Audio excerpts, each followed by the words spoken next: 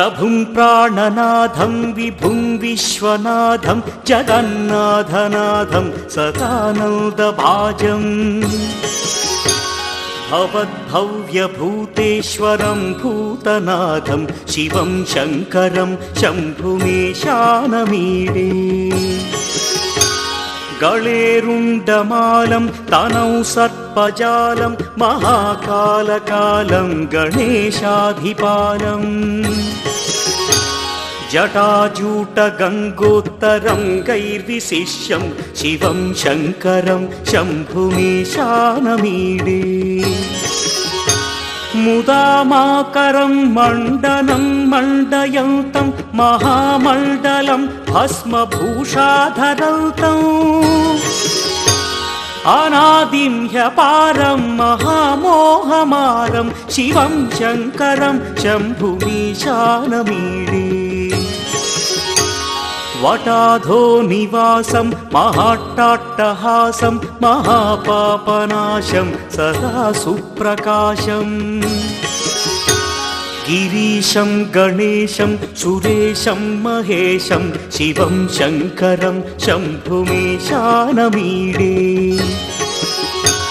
गिरीन्द्रात्मजा संगृहीतार्थदेहं गिरौ संस्थितं सर्वदा पन्नगेहम्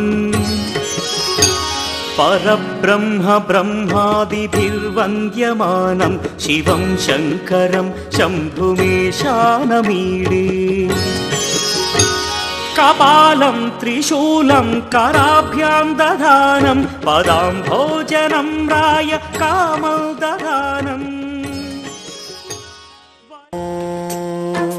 महाप्राणदीपं शिवं शिवं महुकाररूपं शिवं शिवं महासूर्यचन्द्राग्निनेत्रं पवित्रं महागाढतिमिरान्तकं सौरगात्रं महाकान्तिबीजं महादिव्यतेजं भवानी समेतं भजे मञ्जुनाथं। नमः शङ्कराय च मयस्कराय च नमः शिवाय च शिवतराय च भवहराय च महाप्राणदीपं शिवं शिवं भजे मञ्जुनाथं शिवं शिवं अद्वैतभास्करम् अर्धनारीश्वरं त्रिदशहृदयङ्गमं चतुर्दधिसङ्गमं पञ्चभूतात्मकं षट्शत्रुनाशकं सप्तस्वरेश्वरं अष्टसिद्धीश्वरं नवरसमनोहरं दशदिशासु विमलम् एकादशोज्ज्वलं मेकनाथेश्वरं प्रस्तुतिव शङ्करं प्रणतजनकिङ्करं दुर्जनभयङ्करं सज्जनशुभङ्करं प्राणिभवतारकं प्रकृतिहितकारकं भुवनभव्यभवनायकं भाग्यात्मकं रक्षकं ईशं सुरेशं ऋषेशं परेशं नटेशं गौरीशं गणेशं भूतेशं महामधुर पञ्चाक्षरी मन्त्रमार्चं महाहर्षवर्ष प्रवर्षं सुशीर्षं नमो हराय च स्मरहर।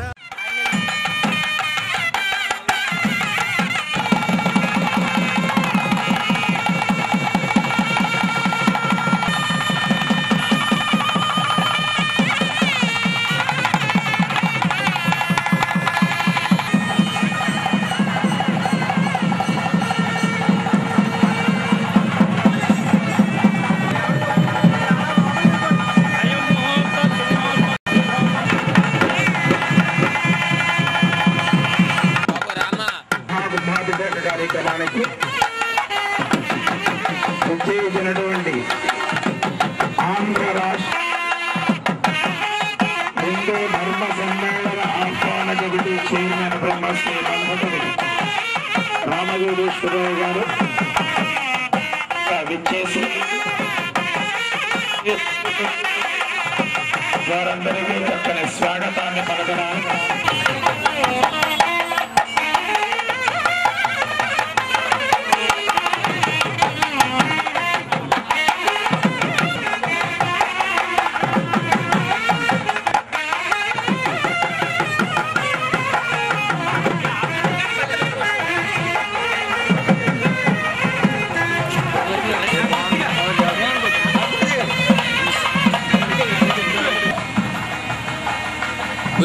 ఉండాలండి. అయిపోతుంది అది అంతే మామూలే. మీరు మామూలేనండి.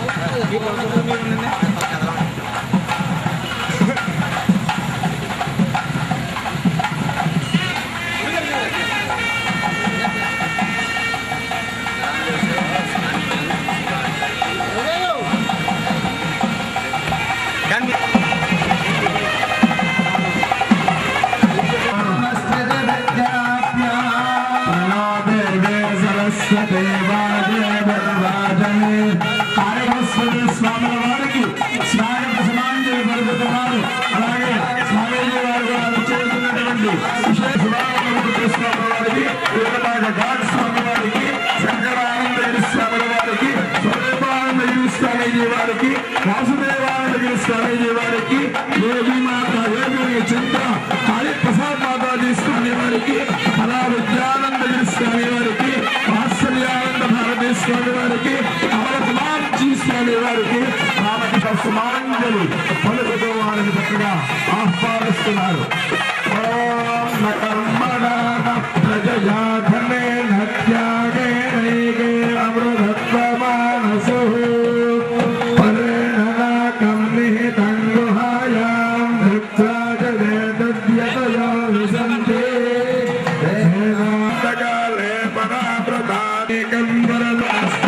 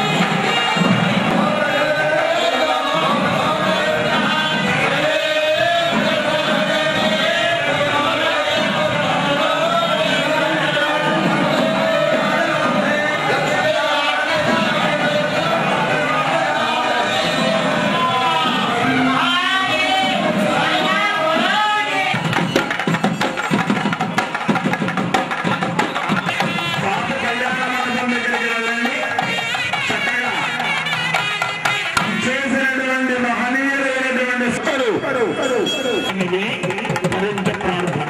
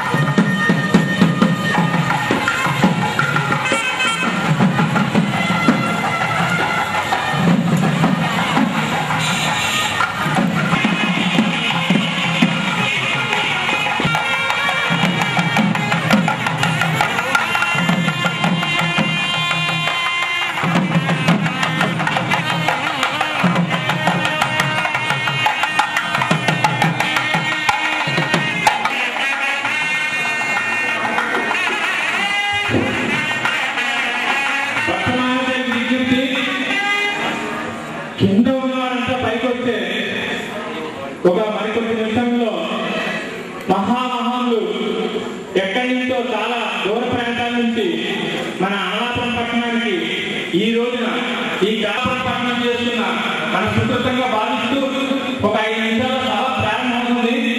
వారి యొక్క అమృత వచనాన్ని ఆలోచించి ధన్యులు కావాలని కోరుతున్నాం. కింద ఉన్నవారంతా దయచేసి పైకి వచ్చి మీ సీట్లో కూర్చోండి. దయచేసి శ్రీ శ్రీ శ్రీ రామకోటి రామకృష్ణానంద స్వామి శ్రీకురుక్షేత్రం ఈదుల బల్లాపురం, శ్రీ శ్రీ శ్రీ స్వామి రామానంద స్వామి గీతాశ్రమం అమలాపురం, శ్రీ కృష్ణానందపూర్ స్వామికి శ్రీ వాసవి శాంతి ధామ్ పెనుగొండ. ఈ యొక్క కార్యక్రమం ప్రారంభమవుతోంది. జ్యోతి ప్రజ్ఞను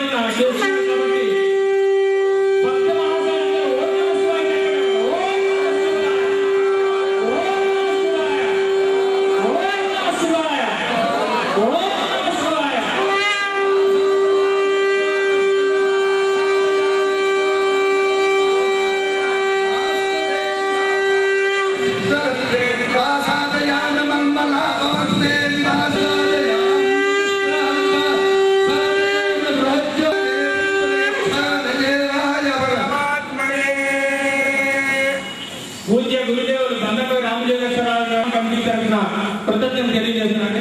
శ్రీ ఈ రోజు ఈ యొక్క కార్యక్రమానికి సభాధ్యక్షత వహిస్తున్న శ్రీ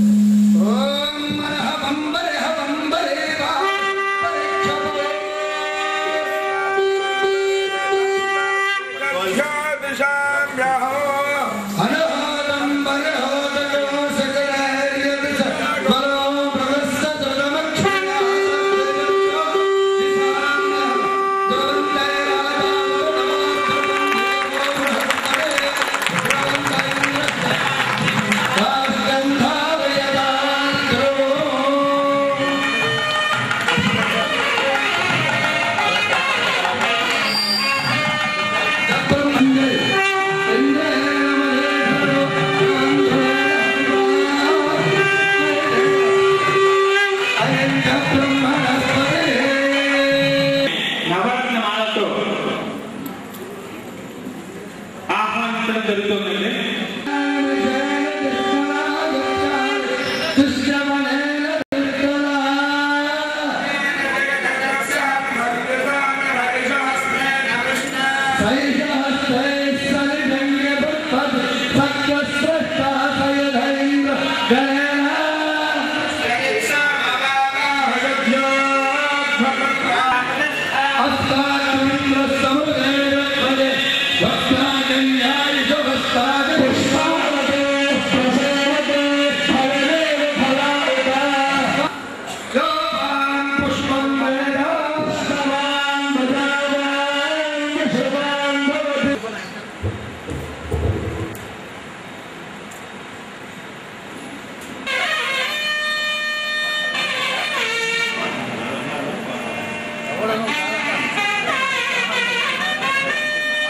సార్ ఎలాగండి సార్ సార్ సార్ సార్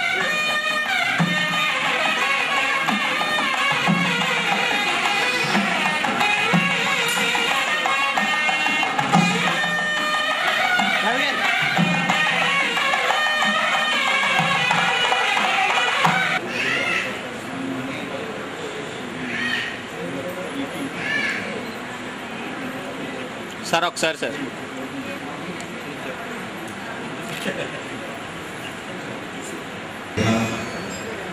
సభాపతిభ్యశ్చ నమః.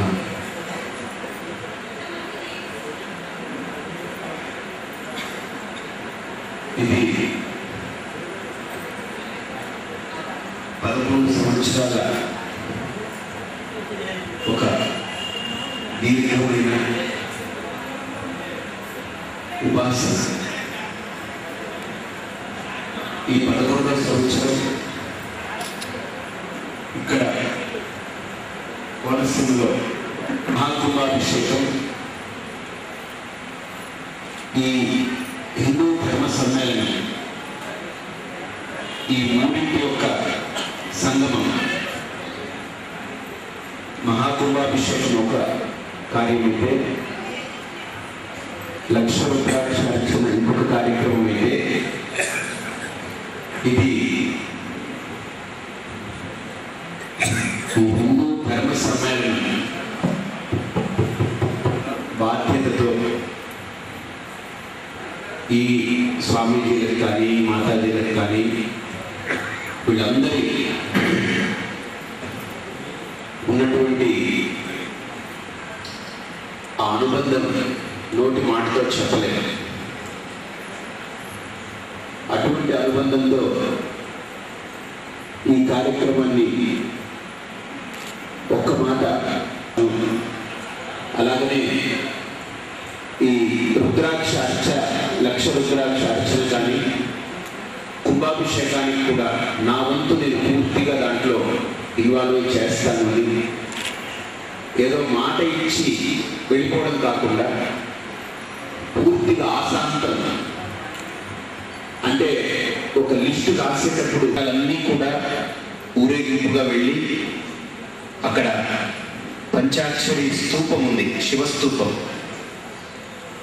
ఈ కోనసీమకి ఎటువంటి అరిష్టాలు రాకుండా, ఏ రకమైనటువంటి కులము మతము అనేటువంటి ఈ తారతమ్యాలు లేదా ఉచ్చ నీచం అనేటువంటి న్యూన అతిరిక్తతలు లేకుండా అందరం కలిసి కట్టుకుని ఒక చక్కటి ఒక సభ్య సమాజంగా వృద్ధి చెందాలనే సంకల్పంతో ఆ స్తూపాన్ని ఈరోజు ఆవిష్కరిస్తారు. సభ పైన విరాజిల్లుతున్నటువంటి మహాత్ములు, మాతాజీలు వీళ్ళందరూ కూడా.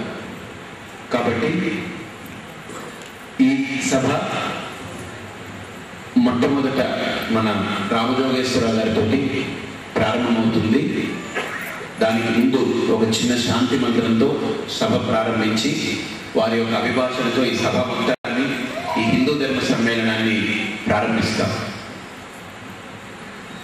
ఓం హరి ఓం శ్రీ గురుభ్యో నమః. హరి ఓం. గణానాం త్వా గణపతిం హవామహే కవిం కవీనాముపమశ్రవస్తమం జ్యేష్ఠరాజం బ్రహ్మణాం బ్రహ్మణస్పత ఆనశృణ్వన్నోతిభిः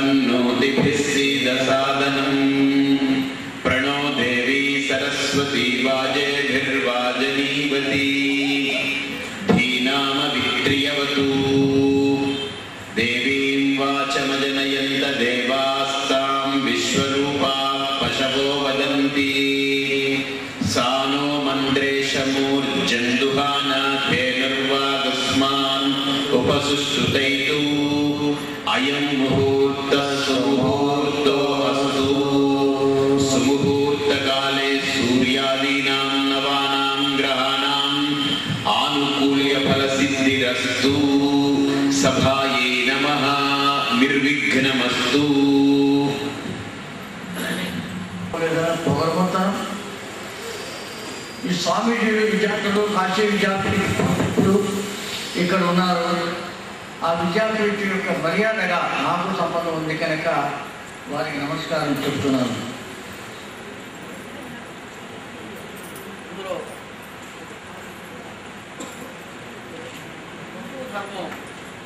పురాణ ఇతిహాసాలు అప్పటి నుంచో మనకు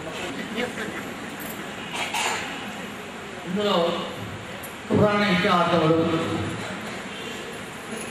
వేద వాంగ్మయ తత్వాలు చూస్తే వేదం ఒక రాశిలో ఉన్నప్పుడు మనకి విచక్షణతో క్రోడీకరించలేకపోయాం. సో మన జ్ఞానం తగ్గుతోంది కనుక మహర్షులు మన ప్రాంతాన్ని చిత్ర వేదములుగా విభజన చేశారు. అయినా మనకు అర్థం కావట్లేదని పురాణాలు ఇతిహాసాలు ఎన్నెన్నో వ్యాఖ్యానాలు చేశారు. అందులో ఉపనిషత్తులు ఉన్నాయి. అన్ని ఉపనిషత్తుల్లోకి మానవుడికి ఉపయోగపడింది చరిత చాలా పెద్దది. ఆ ఉపనిషత్తు అది ఎవరైతే సమితి చదివారో వారు ఉపన్యసించడానికి పనికొచ్చి చిన్న బుక్కలు ఇచ్చారు. ఆ బుక్క యొక్క ప్రకారం వ్యక్తికి నోట్స్ కానది అయితే చరిత పూర్ణరూపం. ఇది ఆత్మ అంతర్ముఖం ఉండటం, బయటికి వెళ్ళడం, జనం, గర్భధారణ, మృత్యు సమితం ఇవన్నీ ఎలా జరుగుతాయి, ఆత్మశోధన ఎలా జరుగుతుంది అనే విషయం ఈ చైతన్య చెప్పింది. ఇది చెప్పి ముందర రెండు హితవాక్కులు పలుకుతా. ఆ హితవాక్కులు ఏమిటంటే వీఆర్ మేకప్ ఇన్ ఇల్లు కల్చర్ బట్ రియాలిటీ లేదు మన దగ్గర. అంటే నీవు భాష ఏదైతే అలవాటుగా ఉందో ఆ భాషలోనే కొంచెం మొత్తం మాట్లాడతాను. Belief leads to faith, faith leads to realisation. నమ్మకం అనేది ఉంటే విశ్వాసం అనేది సాధ్యం అవుతుంది, విశ్వాసం వస్తుంది. అటుపైన రియలైజేషన్ భగవత్ సంస్కారం మనం స్వర్గారోహణం కైలాసం వెళ్ళడానికి అనుకుంటాం. అసలు నమ్మకమే లేకుండా అనుమాన ప్రమాణంతో మనం కొన్ని చేస్తాం. ఈ అనుమాన ప్రమాణం చూసినట్టయితే రెండు కార్యక్రమాలు ఉన్నాయి. భగవంతుడు అనేవాడు ఎక్కడున్నాడు, ఏమిటి అంటే ఎప్పుడు కనపడేవి, వాడు అవతార రూపంలోనే కనపడతాడు, నిజ రూపంలో కనపడేవి అనే అనుమాన ప్రమాణం ఉంది. ఈ అనుమాన ప్రమాణాన్ని నమ్మకం, మన నమ్మకం చెప్తాం. ఇది కాదు, ఇది కాదు, ఇది కాదు, ఇది కాదు, ఇది కాదు, భగవంతుడు ఇది కాదు అని. అయితే ఎవడు నిరాకార నిరంజనానికి కూడా నిరూప అని చివరికి ఆంతర్యం ఉంటాడు. అయితే అలా కాదు, నాకు ఇన్ని అవతారాలు చెప్పినాడు, నిజమైన అవతారం ఏదో నాకు చెప్పు, వాడి గ్రేట్ చెప్పు అని అంటే చెప్పదు. వాడు ఆ ఆవు, ఆ లేఖనం అవన్నీ కూడా పరమేశ్వర రూపాలేనా, లేనిది లేదు, పరమేశ్వర అన్ని ఉన్నాడు అని. సర్వేశ్వర స్వామి వారు, రామకృష్ణానంద స్వామి వారు ఇత్యాది మహానుభావులు అందరూ కూడా సంకల్పం చేసి అఖిలాంధ్ర సాధు పరిషత్తో ఒక మందిరం, దానిలో హాలుగా ఉంటూ ఉద్దేశించేత ఈ విధంగా నిర్ణయం చేసుకున్నారు. విధంగా గదని ఇట్లాగా నిర్ణయం చేసుకొని ప్రారంభం చేసి మొన్న కార్తీక శుద్ధ పాఠ్యమి అక్టోబర్ 21వ తేదీ శంకుస్థాపన జరిగింది. దానికి మా స్వాములు మరి అక్కడక్కడ మనం నిత్య బాగుండదు అనిపిస్తుంది. ఈ స్వాముల కరెక్ట, మేము కరెక్ట, స్వాముల కరెక్ట అర్థాలు వేస్తున్నారు. గృహస్థ భక్తులు కూడా ఇంకా బాగుంటుందని ఉద్దేశించేక మరి మేమందరం వేసుకున్నాం. ఈ పని ఏంటని మీ కార్యక్రమానికి అధినాయకత్వం ఏంటని కూడా అర్థించాం, ఆదేశించలేదు, అర్థించాం. ఎందుకంటే సన్యాసులు మా భౌతీ వృక్షాన్ని అడిగే వాళ్ళకని ఆదేశించేవాళ్ళు కాదు. ఆదేశం ఎట్లా అంటే వాళ్ళు చెడు మార్గంలో వెళ్తున్నప్పుడు మీ పిల్లలు మీరు ఎట్లా అయితే ఆదేశిస్తారో అప్పుడే మాకు అధికారం ఆదేశించదని. అందువల్ల వాళ్ళతో చెప్తున్నది ఇంతవరకు మీ ముందు వారు ఇంతవరకు మీరు ఏదైతే చెప్పారో రామజోగి గారు వారు కూడా మరి ఆ భవనానికి సహకారం చేస్తామని అన్నారు. ఏం కావాలని అడిగారు. మాకు సిమెంట్, అది సిమెంట్ ఇన్నోవేటివ్ డబ్బిస్తే మళ్ళీ బాగుండదు కదా. సిమెంట్ రామయ్య గారి క్షేత్రాలు అది చతుర్మాస దీక్ష ఒకసారి మొట్టమొదటి ప్రతిష్టాంగా జరిగింది. ఈ సాధువులు చెప్పడం చాలా సమస్య వస్తుంది కనుక వాళ్ళు అక్కడ సత్రయాగం నడుపుకుంటారు. సత్రయాగం అంటే జ్ఞానం ఎక్స్చేంజ్ చేసుకోవడం, ఒకళ్ళు డిస్కస్ చేసుకుని వీళ్ళ అనుమానాలు వాళ్ళ అనుమానాలు వీళ్ళు ఉపన్యాసం చేసుకుని చతుర్మాస దీక్ష అక్కడే జరిగింది. ప్రాథమికంగా భారతదేశంలో ఇది దక్కినప్పుడు సామాన్యంగా అడిగారు. వాళ్ళు గుర్తు దాటి అంటే అయిపోతే వెళ్ళారు. కానీ అది కాదు, వాళ్ళు చేసుకునే పుణ్యంలో మీకు కూడా కొంచెం స్థానం ఇవ్వాలి. ఆ పుణ్యం మీరు పంచిపెట్టడానికి వచ్చారు కనుక మీలో ఎవరైనా మహానుభావులు ఉండే ఇసుక కానీ ఓ లారీ బస్సు, రాత్రి బస్సు, ఏదైనా ఇవ్వవచ్చు. 10 బస్తాలు ఇవ్వచ్చు, 10 బస్తాలు ఇవ్వచ్చు, 100 బస్తాలు ఇవ్వచ్చు. అంటే మీలో ఎవరైనా సమర్థులు ఉంటే అమాత్రం గ్రామంలో చక్కగా ఎవరు ఏం రాయగలుగుతున్నారో చెప్పండి. మేము వచ్చి మీకు రాయించిన వాడతాం, మీరు తిరిగారు.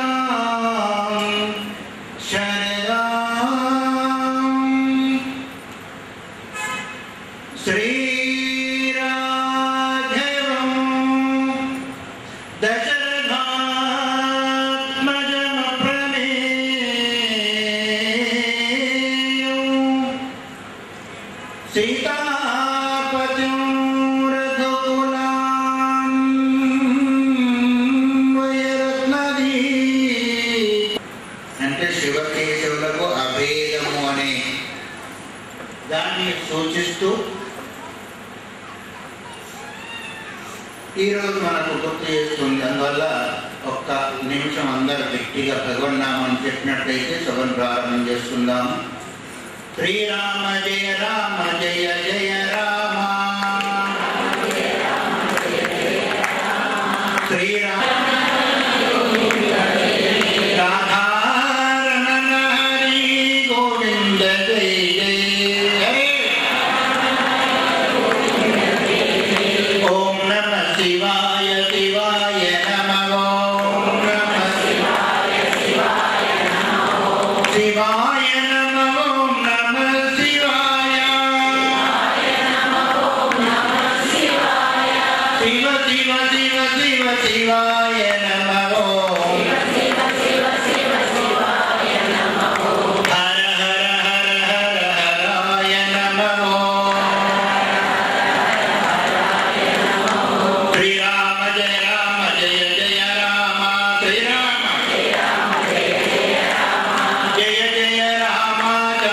శ్రీరామ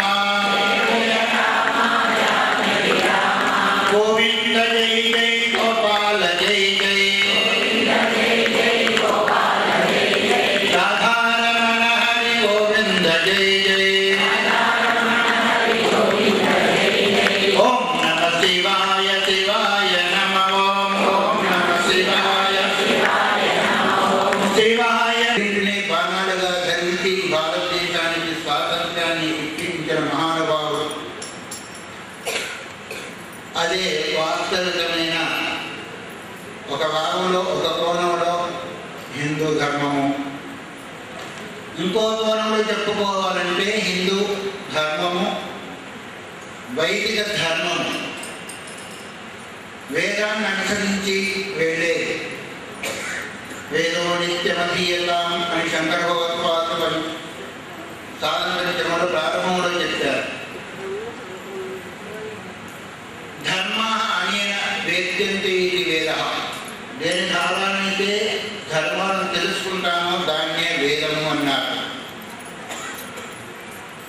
ఏ రూపంలో ఆచరించినట్టయితే జీవుడికి సుఖం కలుగుతుంది, ఏ రూపంలో వెళ్ళినట్టయితే దుఃఖాన్ని అనుభవిస్తాడు అంటారు. ధర్మానికి అనుకూలమైన శరీర వ్యవహారం ఏదైతే ఉందో అది ఆచారము అన్నారు. ఆ ఆచారమే పరమధర్మము. ఆ శరీరం కూడా మరి 4 విభాగాలుగా కర్మనుసరించి గుణాన్ననుసరించి చాతుర్వర్ణ్యమయ సృష్టం గణకర్మ విభాగశాలని భగవద్గీత మనం బోధిస్తూ ఉంది. ఈ విధంగా ఆచరించినట్టయితే బ్రాహ్మణ ధర్మం, ఈ విధంగా చేసినట్టయితే ఫలానా ఫలానా అని ఉద్దేశించేక చెప్పిన బ్రాహ్మణో శమకమా శ్రీజవాహూరన్యప్రదా పూర్వకవ్యవైశ్య అధ్యాత్మం శూద్రో జాయత. బ్రాహ్మణో అత్యముఖమాసై ముఖ ప్రధానంగా ముఖం చేత ప్రాధాన్యతంగా క్రియను గడిపే వాళ్ళంతా కూడా బ్రాహ్మణ శరీరాలు అని. అట్లాగే బాహుబలం చేత తనను రక్షించుకుంటూ తనను ఆశ్రయించే వాళ్ళను రక్షించే బలం కలిగిన వాళ్ళు క్షత్రియులని. తర్వాత ఒకే దగ్గర కూర్చుండి ఊరుల చేత అంటే వీరి చేతనే పన్ను తీసుకునే వాళ్ళు వైశ్యులని. పాదాల చేత ఎక్కువగా పని తీసుకునే వాళ్ళు శూద్రులు అని ఈ విధంగా మనం చేసుకోవచ్చు. కానీ శూద్రో అజాయత ప్రజ్ఞానం అంటే కాళ్ళ నుంచి పుట్టిన వాళ్ళని అర్థం తీసుకోకూడదు అక్కడ. ఎందుకంటే మనం ఉదయం లేచింది ముందు మొదలు పడుకునే వాళ్ళకి కూడా ముఖంతో పని చేసుకుంటున్నాం, చేతులతో పని చేసుకుంటున్నాం, ఉరువులతో పని చేసుకుంటున్నాం, పాదాలతో పని చేసుకుంటున్నాం.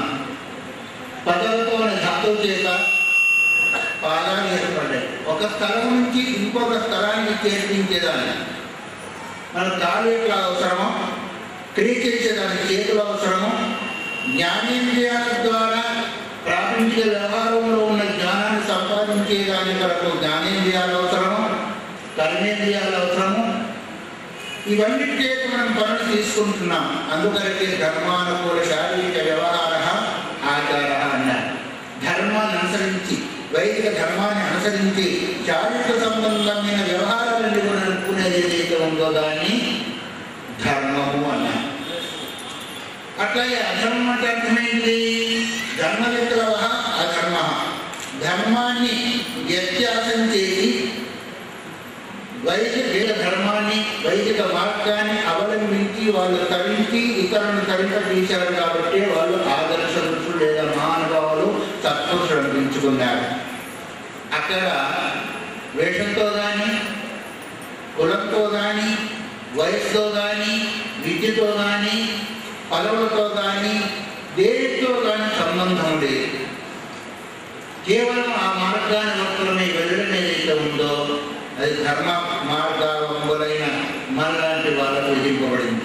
అందుకని వేదమానుచ్చాచార్యో అంతేవాసంతాప్తి సత్యం వధ ధర్మం చర స్వాధ్యాయాన్మా ప్రమద సత్యాన్న ప్రవర్తవ్యం ధర్మాన్న ప్రవర్తవ్యం దేవ పితృకార్యాభ్యాం ప్రమదితవ్యం యాన్యవద్యాన్ని కర్మాని సాధిసేవితవ్యాన్ని నో ఇతరాన్ని అని ఈ విధంగా ఇంతవరకు వారు చెప్పారే. వైద్యము, తర్వాత వానవ్రతం, ఈ నాలుగింటి యొక్క ధర్మాలను బోధించి ఆ మార్గాన్ని బోధించి ఆ శాస్త్రాన్ని తెలుసుకొని శాస్త్రంగా బోధించిన ద్వారా ఎప్పుడైతే వెళుతామో మనము వాస్తవిక ధర్మాన్ని అనుసరించిన వాళ్ళం అవుతుంది. అందుకని శాస్త్రం అంటే శాసనాలు సంసనాలు శాస్త్రం దుర్యోధనుడు అన్నాడు. జ్ఞానాన్ని ధర్మం నటనే ప్రవృత్తి. ధర్మం అంటే నాకు బాగా తెలుసు కానీ నేను ఆచరించలేకపోతున్నాను అన్నాడు. జ్ఞానాన్ని ధర్మం నటనే ప్రవృత్తి. అధర్మం అంటే కూడా నాకు తెలుసు కానీ దాని నుంచి నివృత్తి నేను పొందలేకపోతున్నాను. ఎందుకు తేనాడు దేవని ఏదో చెప్తున్నాడు దేశంలో ఉండి అది ఆ విధంగా చేయించింది. తెలుసుకున్న దాన్ని గుర్తేంటయ్యా దాని ప్రకారంగా వెళ్ళడమే కదా. ఇప్పుడు అక్కడ గొయ్యి ఉంది అని తెలుసుకున్నాము. అప్పుడు మనం ఏం చేస్తాం? గోతులు పడిపోతామా పక్క నుంచి వెళ్ళిపోతామా చెప్పండి? అక్కడి నుంచి వెళ్ళిపోతాం. మనం తప్పించుకుంటాం. గొయ్యలు పడిపోతే అవుతుంది, కాళ్ళు తెలియవుతుంది, దాని ద్వారా మనకు దుఃఖం అవుతుంది. మరి ధర్మం అంటే తెలుసుకున్నప్పుడు అధర్మం అంటే తెలుసుకున్నప్పుడు ఒకటి ఆచరించాలి, ఒకటి నివృత్తి కావాలా. కానీ అది కావడం లేదు. ఎందుకంటే నాలో ఉన్న దురితం ఆ విధంగా జీవిస్తుంది. అందుకైతే దాన్ని అదృష్టం లేదా దురితము అన్నారు. మనం చేసే క్రమం ద్వారా ఏదైతే ఉందో అదృష్టం నా అదృష్టం అదృష్టం కనిపించకుండా ఉండి దాని ఫలాన్ని ఇస్తూ ఉంటుంది. వాళ్ళ అదృష్టం పండిందయ్యా అందుకని పైకి అదృష్టం అంటే మనం చేసే క్రమం యొక్క ఫలితము కనిపించదు కానీ కార్యరూపంలో సుఖరూపంలోనూ దుఃఖ రూపంలోనూ వస్తూ ఉంటుంది. అందుకైతే వాడి దురదృష్టమయ్యా అంటాం. అంటే అంటే ఏది చేసిన వాడికి దుఃఖం కలుగుతుందో అది దురదృష్టం. అందువరకే సుఖస్య దుఃఖస్య కోపనదాత పరోధరేచ అహంకారోపి సుఖాభిమాన.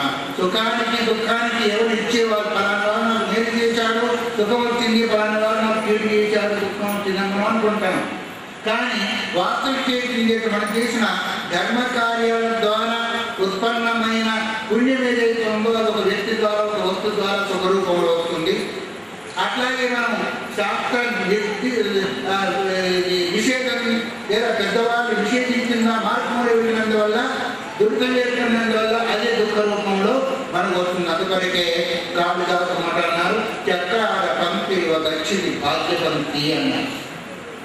ఈ స్కూటరో సైకిల్లో లేదా ఇంకోటో లేదు బండి పోతూ ఉంటే చక్రం ఎలాగైతే పైనుంచి కిందికి పైకి తిరుగుతూ ఉంటుందో అట్లాగే జీవుడు ధర్మ మార్గంలో చేసిన క్రియలు అధర్మ మార్గంలో చేసిన నిధులు అదంతా కూడా రీలు తిరిగినట్టు తిరుగుతూ ఉంటాయండి. ఏది ముందుకు వస్తే అది మనకు అనుభవానికి వస్తుంటుంది. అందుకని అవశ్యం అనుభోక్తవ్యం కృతం కర్మ శుభాశుభం నా ముందే క్షీయతే కల్మ కల్పకోటి శతైరతి అని శాస్త్రం చెప్పేదానికను మనం చేసిన కర్మలు ఏవైతే ఉన్నాయో అవశ్యం అనుభోక్తవ్యం.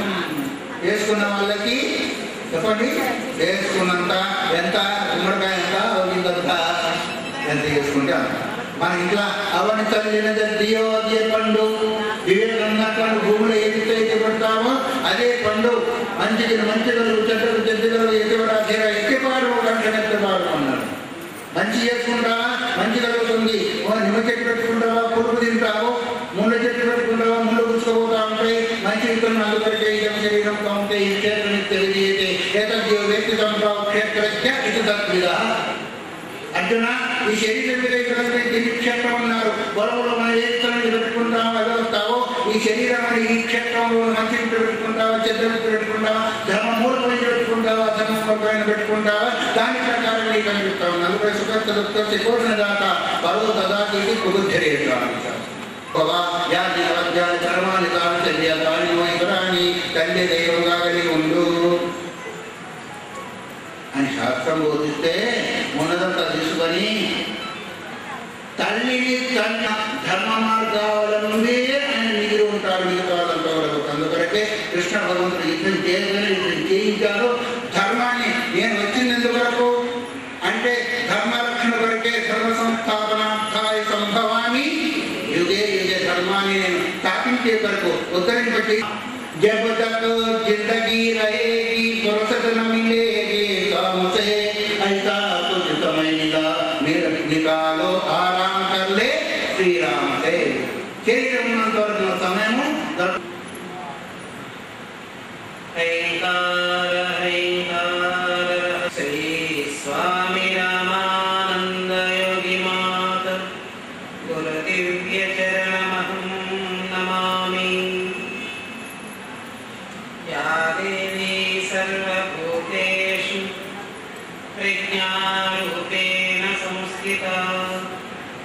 నమస్తస్యై నమస్తస్యై నమస్తస్యై నమో నమః. సర్వాంతర్యామి సర్వాధ్యక్ష పరమాత్మకు, హృదయాంతర్గతమైనటువంటి సద్గురుదేవులకు, ఈ కార్యక్రమానికి ప్రధాన ముఖ్యులైనటువంటి సర్వమంగళ సహిత రామలింగేశ్వర స్వామి వారి పాదపద్మాలకు, అదేవిధంగా ఈ కార్యక్రమానికి సర్వాధ్యక్ష స్థానాన్ని వహించినటువంటి పరమపూజ్య పెరుకునానంద స్వామి వారికి, సభాధ్యక్షులు పరమపూజ్య ఆచార్య శ్రీ శంకరానందగిరి స్వామి వారికి, వేదికస్థ మహనీయుల అరుణచరణారవిందాలకు, మీ అందరిలో ప్రకాశిస్తున్నటువంటి చైతన్య శక్తికి హృత్పూర్వక నమస్కారాన్ని సమర్పించుకుంటూ, దివ్యాత్మ స్వరూపులారా, మహత్తరమైనటువంటి ఈ 11వ వార్షిక శుభ సందర్భంలో హిందూ ధర్మ సమ్మేళన మహాసమ్మేళనం ఏర్పాటు చేయడం చాలా ఆనందదాయకమైనటువంటిది. ఎందుకంటే మీ అందరికీ తెలుసు దేశకాల పరిస్థితులు ఎలా ఉన్నాయో, ఆచార వ్యవహారాలు ఎలా ఉన్నాయో, కట్టుబాట్లు, బొట్టు, కట్టు, జుట్టు ఎలా ఉన్నదో అందరికీ తెలుసు. మనకి అనుభవం, మనం ప్రతిరోజు చూస్తూనే ఉన్నాం, మన ఎదురుగుండా జరుగుతున్నవి. అయితే ఈ సమ్మేళనం వల్ల మనకి ఏమిటి ఉపయోగం అంటే మేలుకొలు, హెచ్చరిక. శ్రీకృష్ణ పరమాత్మ అర్జునుడికి హెచ్చరిక చేసినట్టుగా ఈ ధర్మ సమ్మేళనంలో మహాత్ములందరూ కూడా ప్రపంచానికి హెచ్చరిక చేస్తున్నారు. భగవద్గీతలో కూడా స్వామి చెప్తారు, అశ్రద్ధదానా పురుషా ధర్మస్యాస్య పరంతప అప్రాప్యమా నివర్తంతే మృత్యు సంసారవత్మని అని చెప్తారు. ఎవరైతే తాను చేయవలసిన ధర్మంలో, తాను ఆచరించవలసినటువంటి ధర్మంలో అశ్రద్ధ కలిగి ఉంటారో అటువంటి వారు నన్ను పొందకుండా మృత్యు సంసారవత్మని, జనన మరణ ప్రవాహ రూపమైనటువంటి సంసార సముద్రంలో పడిపోతారు అని చెప్తున్నారు. అయితే మన ధర్మం ఏమిటండి? మన ముందు ప్రశ్న కావాలి కదా. మన ధర్మం ఏమిటి? హిందూ ధర్మం ఏమిటి? మానవ ధర్మం ఏమిటి? అనేకమైనటువంటి జన్మలు ఎత్తాము మనం, ఒకటి కాదు, రెండు కాదు. ఇంతవరకు మనం ఎత్తిన జన్మలు 83,99,999 జన్మలు ఎత్తాం. ఏ జన్మలో కూడా ఆ జన్మకి నరకము స్వర్గము లేదు. కుక్క అయిందనుకోండి, చచ్చిపోయిందనుకోండి, మళ్ళీ నక్కగా పుడుతుంది వెంటనే. నక్క అయిందనుకోండి, చచ్చిపోయిందనుకోండి, పందిగా వెంటనే పుట్టేస్తుంది. పంది అయిందనుకోండి, చచ్చిపోయిందనుకోండి, మళ్ళీ పిల్లిగా పుట్టడానికి అవకాశం ఉంది.